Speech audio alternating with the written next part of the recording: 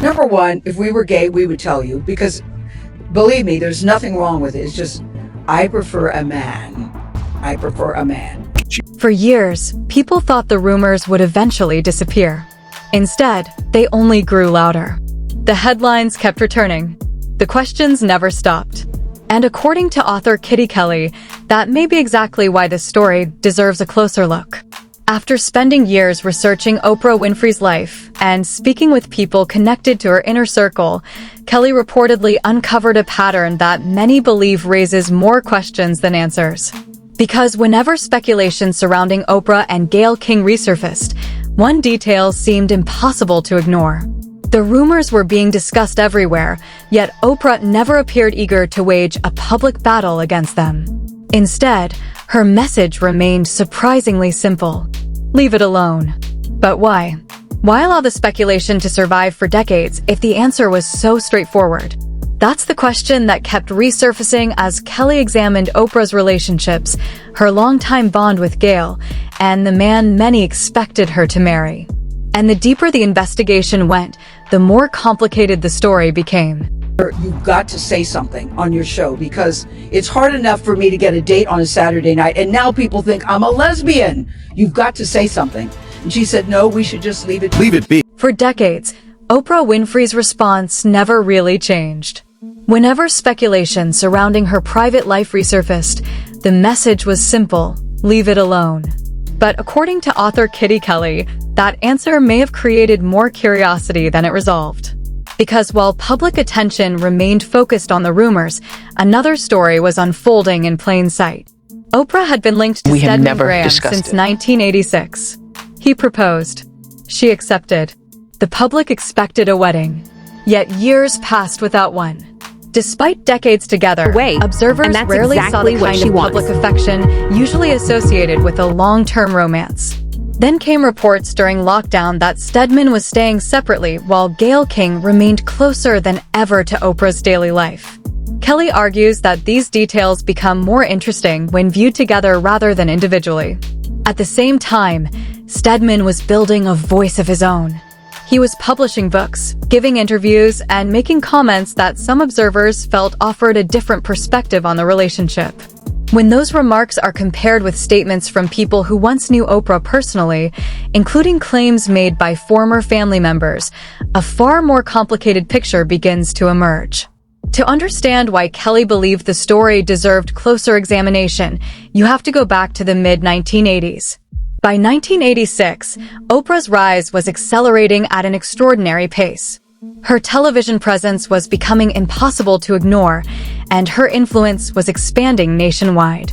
Around that same period, whispers about her unusually close friendship with Gayle King had already started circulating behind the scenes. Then Stedman Graham entered the picture. Successful, polished, and comfortable away from the spotlight, he appeared to be the ideal partner for one of television's fastest rising stars. He rarely sought attention for himself and almost never challenged the public narrative surrounding their relationship. Years later, Oprah's former stepmother, Barbara Winfrey, added another layer to the discussion. According to her claims, Stedman understood exactly where he fit within Oprah's world. Barbara even suggested their connection functioned more like an arrangement than a traditional romance, alleging that both benefited from the relationship in different ways. She also claimed that throughout the years she spent around them, she rarely witnessed the type of affection many people expected from an engaged couple. Whether those observations were meaningful or not, they fueled even more speculation. Then came 1992. Oprah and Stedman announced their engagement, creating major headlines across the country. But Kelly noted another detail that continued to attract attention. According to reports, Gayle King was not simply informed afterward. She was closely involved during the engagement period and even helped share the news publicly. For some, that meant nothing. For others, it became another piece of a puzzle that never seemed to fully come together. And then the wedding never happened. Years turned into decades, and the explanations appeared to evolve. One explanation centered on scheduling and publicity concerns surrounding Oprah's growing business empire. But according to Kelly, the unanswered questions surrounding that decision would only become larger with time. Her book. I was supposed to do a book at the same time, and Stedman said he did not want to have his wedding disturbed by all these people asking me about the book. So, According to Oprah's public explanation at the time, the wedding plans were put on hold because Stedman reportedly felt the timing wasn't right. With major projects and commitments already demanding attention, he suggested waiting. And that's where some observers became skeptical. Because if marriage was truly the priority, why did the conversation seem to end there? Reports suggest the decision was made, the plans faded into the background, and the momentum simply disappeared. No highly publicized effort to set a new date. No rush to revisit the engagement. No visible push to move the wedding forward. For a couple the public expected to marry, the change appeared surprisingly effortless. And according to Kitty Kelly, that detail matters. Because what was initially described as a postponement slowly began to look less like a delay and more like the beginning of a permanent decision. nothing. So he said, we should just postpone this wedding. And I said, okay. And that was it. And we have never discussed it. And according to the public story, that was essentially the end of it. What makes the situation stand out to some observers is what happened next, or more accurately, what didn't happen next. The engagement remained part of Oprah's story, but the wedding itself seemed to drift further into the background with each passing year. This is the same woman who built a media empire around difficult conversations, life-changing discussions, and getting answers to questions nobody else wanted to ask. Yet when it came to her own engagement, the subject appeared to quietly disappear. That detail caught Kitty Kelly's attention. Because if marriage was always the goal, why did the conversation seem to fade so completely? Why did a postponed wedding eventually become a wedding that never happened at all? Then, years later, the explanation appeared to shift. Instead of discussing timing or scheduling, Oprah began describing herself differently. She said she simply wasn't the marrying type. It was a straightforward answer, but for some critics, it created a new mystery. Because if that was always true, why agree to the engagement in the first place? And if it wasn't always true, what changed along the way? Being kind. I'm not the marrying. Period. I'm just not the marrying kind. As questions continued following the relationship, Oprah eventually offered another explanation. She suggested that marriage came with expectations she never wanted to embrace. Expectations about responsibility, routine, and living life a certain way. Then she made a comment that immediately caught people's attention. According to Oprah, being a wife often means having to come home. It was a simple statement, but it sparked a much larger conversation.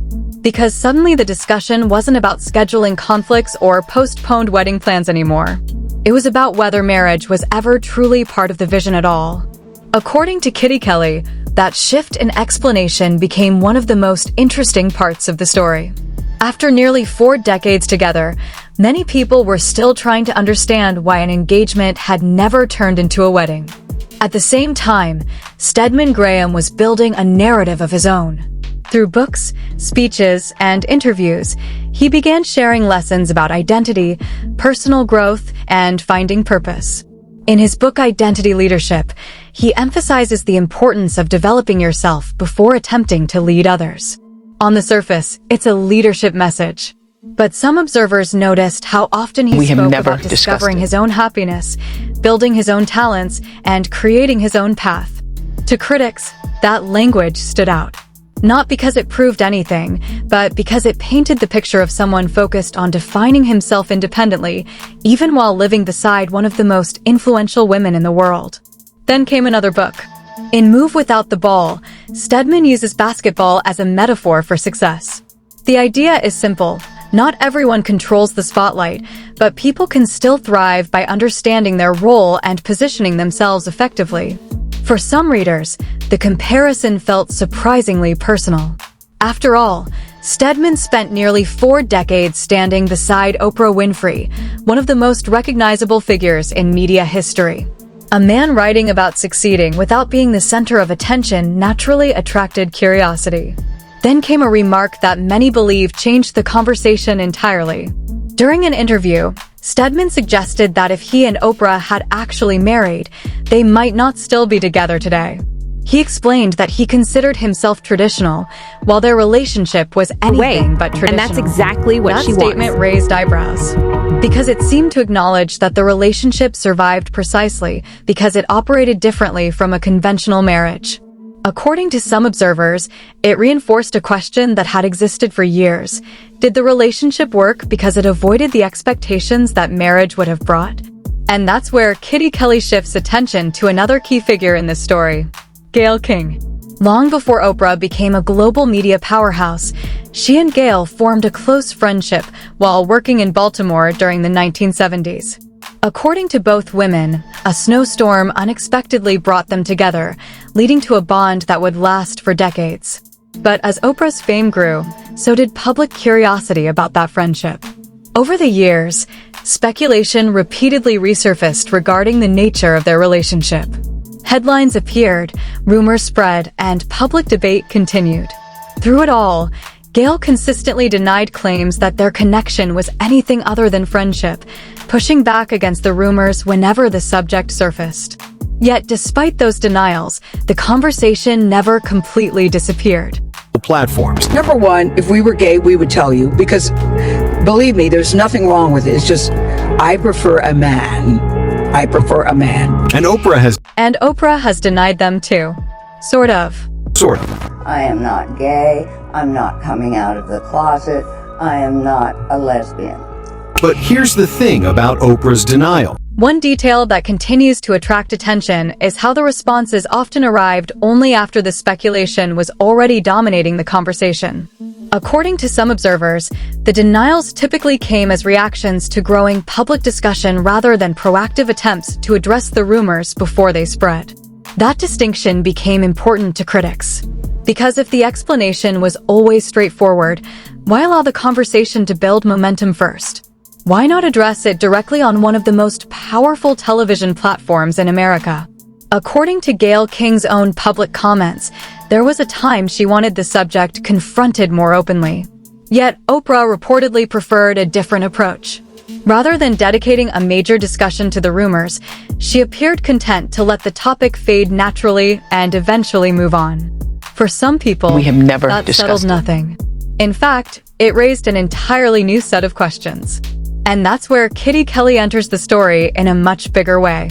Before publishing her 2010 biography, Kelly spent years researching Oprah's life, interviewing sources connected to both her personal and professional circles. According to Kelly, many of the people she spoke with viewed Oprah's bond with Gayle as unusually significant, far beyond what outsiders typically understood. Kelly also explored the role Stedman Graham played in Oprah's public image. In her reporting, she suggested that his presence reinforced a narrative that audiences easily accepted during Oprah's rise to national fame.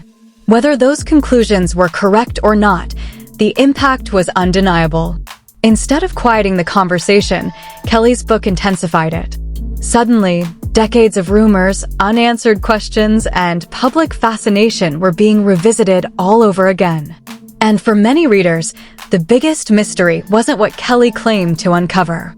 It was why the same questions had managed to survive for so many years in the first place.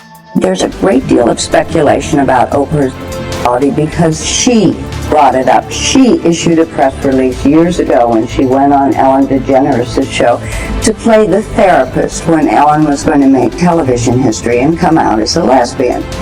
And Oprah got a lot of feedback from that. She issued a press release, an official statement saying, I am not gay, I'm not coming out of the closet, I am not a lesbian.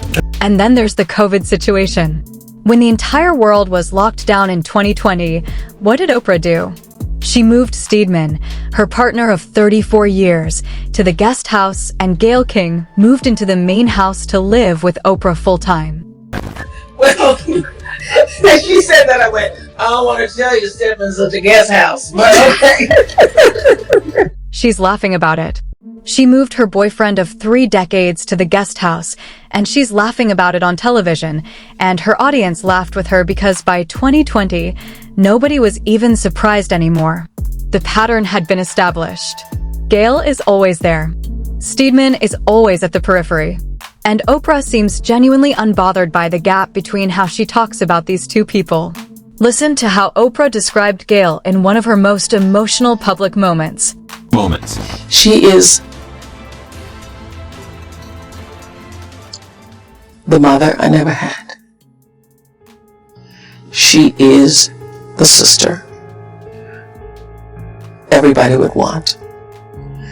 She is the friend that everybody deserves. I don't know a better person.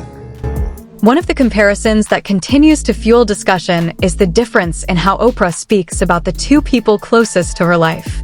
When discussing Gayle King, Oprah has often appeared deeply emotional, even becoming visibly moved during certain interviews. But when speaking about Stedman Graham, the tone is usually different, respectful, supportive, and appreciative, yet far more measured.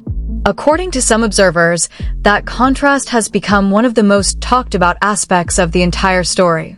Then there's another layer Kitty Kelly examined: influence and loyalty. Years ago, Barbara Winfrey made several claims about the relationship, alleging that Oprah played a major role in supporting Stedman's professional success. Barbara suggested Oprah invested heavily in helping elevate his profile and remained one of his strongest supporters throughout the years. She also claimed that loyalty carried significant value within Oprah's inner circle. Whether those allegations are accurate or not, they helped shape a narrative that critics continue discussing today.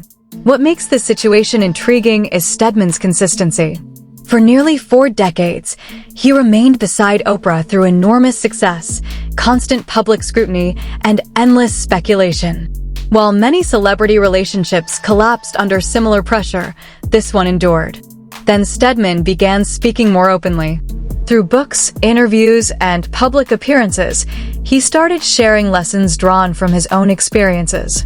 He frequently discussed building an identity outside the spotlight, succeeding without being the main attraction, and finding purpose while standing next to someone whose influence dominated the room. For some observers, those themes sounded surprisingly familiar. After all, they mirrored the role many believed he had occupied for years. And when those observations are combined with another undeniable fact, the speculation becomes easier to understand. Oprah and Gayle have remained inseparable since the 1970s.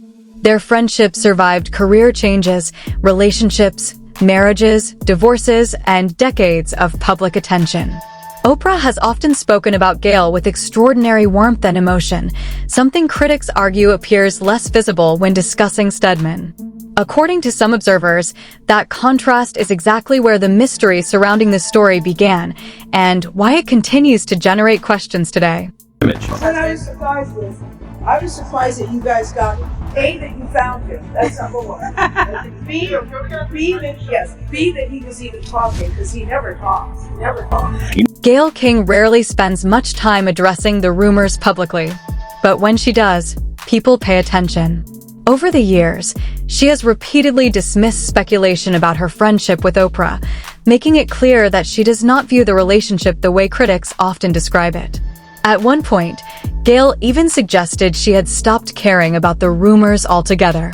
Yet one detail continues to attract attention. Since her divorce, Gayle has spent decades single while remaining remarkably close to Oprah. By her own account, she has always been interested in finding the right man and has openly stated that she prefers men. Even so, the most consistent and significant relationship in her life has remained her friendship with Oprah. Then came a comment that many people still remember. Gayle once joked that if she could find a man with qualities similar to Oprah's, her search would be over. For some, it was simply a compliment between lifelong friends. For others, it became another quote added to a growing list of moments that kept the conversation alive. And while Gayle occasionally addressed the speculation, Oprah rarely seemed interested in expanding on the topic beyond brief responses. Which brings the story back to Stedman Graham. For nearly 40 years, he has occupied a unique position beside one of the most influential women in modern media. Throughout that time, he remained supportive, loyal, and largely outside the spotlight. He once described a successful partnership by saying that when two people fully support each other's growth, 1 + 1 can become 6. It's a powerful idea. But according to Kitty Kelly, many critics continue asking the same question. Has Oprah ever publicly spoken about Stedman with the same level of emotion she often displays when talking about Gayle? Has she ever described him with the same intensity, admiration, or personal connection? That comparison has followed this story for years. Because while Stedman remained a visible part of Oprah's public life, Gayle appeared to occupy a uniquely important place within her private world. Their decades-long bond, constant presence in each other's lives, and unwavering loyalty became a source of fascination for supporters and critics alike. And despite years of denials, explanations, and public discussion, the speculation never completely disappeared. Kitty Kelly spent years investigating this story, yet even after countless interviews, public statements, and decades of speculation, many people believe the biggest questions remain unanswered. Was this simply a lifelong friendship constantly misunderstood by the public?